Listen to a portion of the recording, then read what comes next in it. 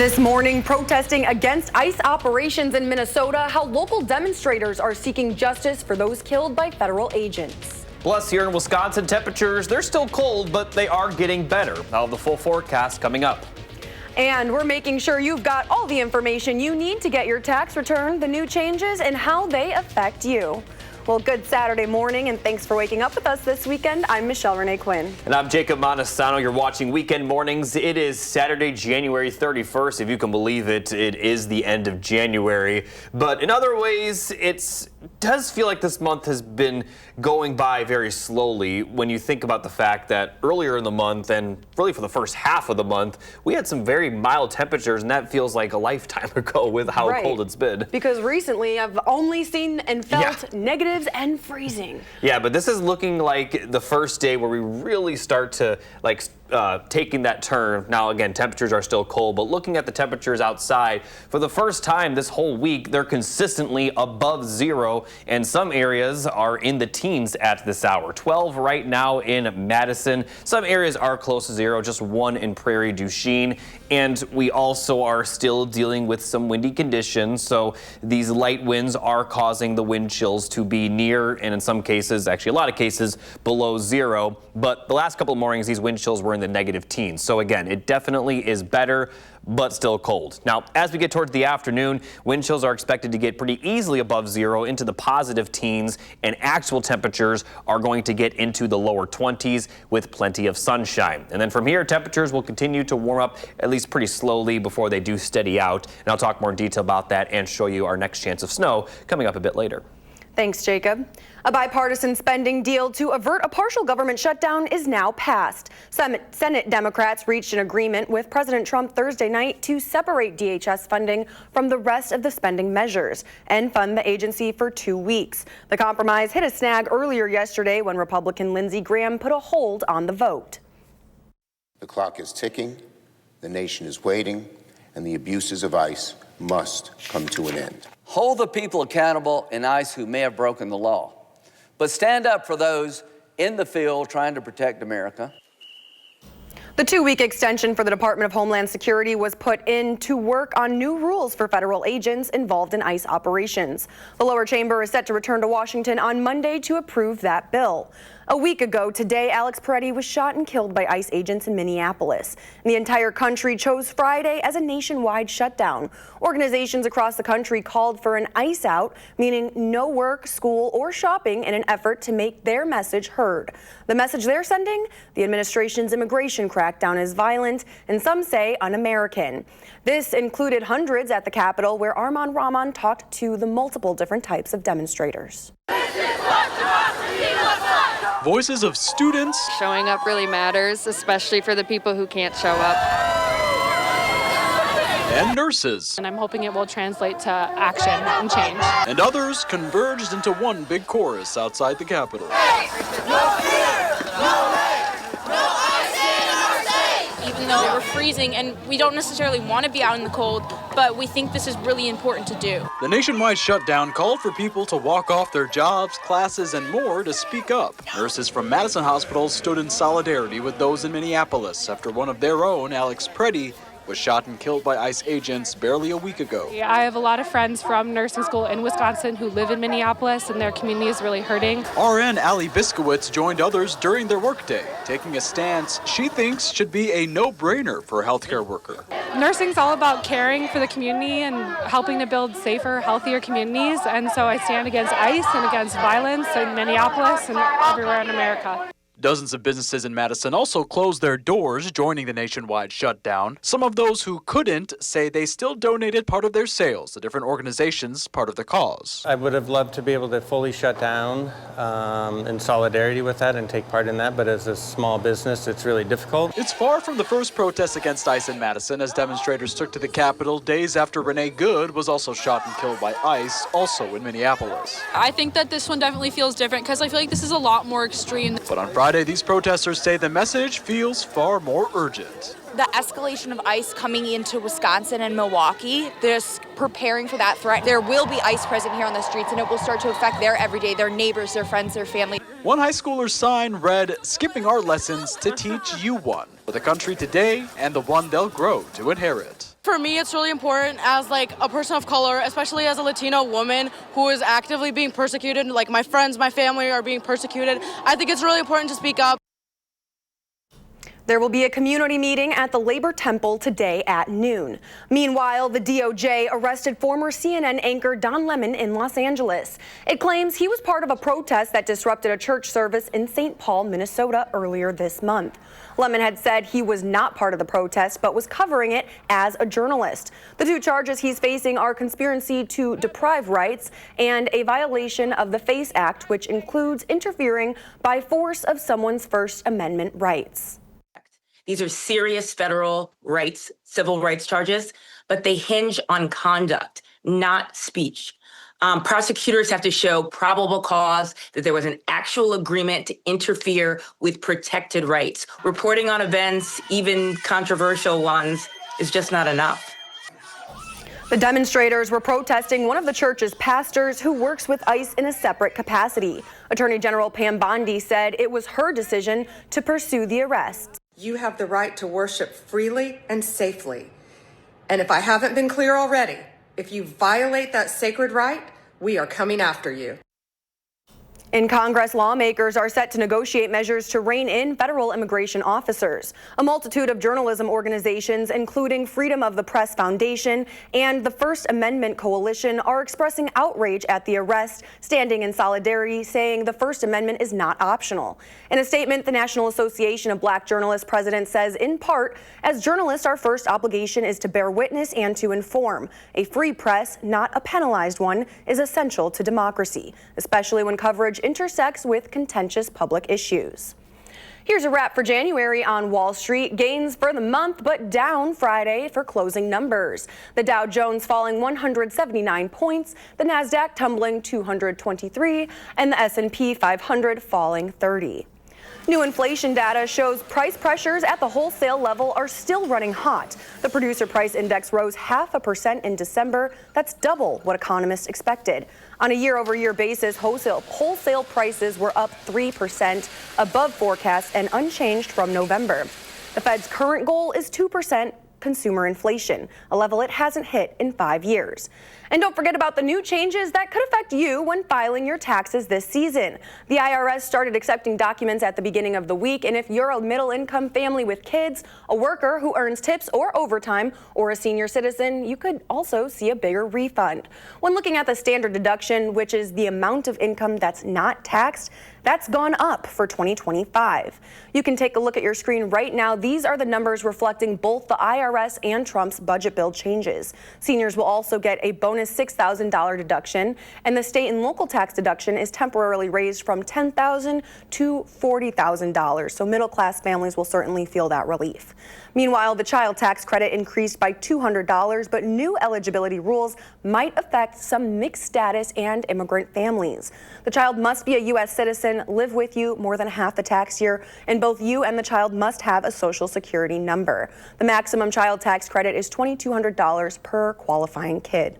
And we do want to make sure your information is protected. Tax refund phishing scams often come in the form of robo-emails or texts asking you to click a link and provide personal information like your Social Security number or bank account details. Don't do it. That's your red flag. It's a scam. The IRS says only scammers will reach out by text, email, or social media to get your information. You should also beware of callers posing as government agents trying to connect you to a tax resolution officer. That's just another way scammers try to get your information. You can report scam messages to the FTC by checking the report junk option on your phone or forward unwanted text to spam. You can also track your tax refund by using the IRS's Where's My Refund tool to get updates on the status of your return. And if you're not filing electronically, just allow for about a month for it to show up on the tracker. Now to new updates in the case against Josie Dykeman, the woman accused of allegedly killing 6-year-old A.J. Padrine. Testimony from a child abuse physician during yesterday's motion hearing may be excluded due to a discovery issue. Dr. Kristen Iniguez spent 4 hours testifying about Padrine's injuries during the hearing. The defense argues they never received her full report detailing his injuries and another child from previous incidents involving Dykeman. I think a doctor can testify that this is not normal. In other words, I believe the doctor can testify to this. I think the doctor can testify that the injuries suffered were not necessarily unintentional injuries. Judge Elliott Levine, who you just heard from there, will decide by the case's next hearing whether to exclude or limit the testimony. Dykeman's 14-day jury trial begins April 28th. You're watching Weekend Mornings, and coming up, the rules going into effect tomorrow at airports nationwide, how you can avoid paying an extra fee to fly. But first, I'll be back with a full look at your forecast for this weekend and beyond. Stick with us. We'll be right back.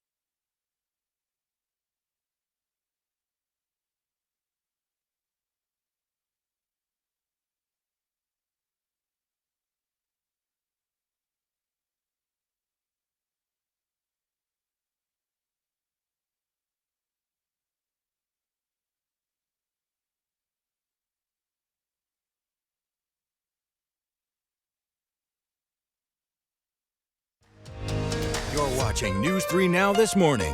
Moving forward. Welcome back. In this week's Time for Kids, a recipe for health, we have a tip to power through the winter season. News 3 Now's Kyrion Lee shares ways to ward off the winter blues with movement when you're stuck inside.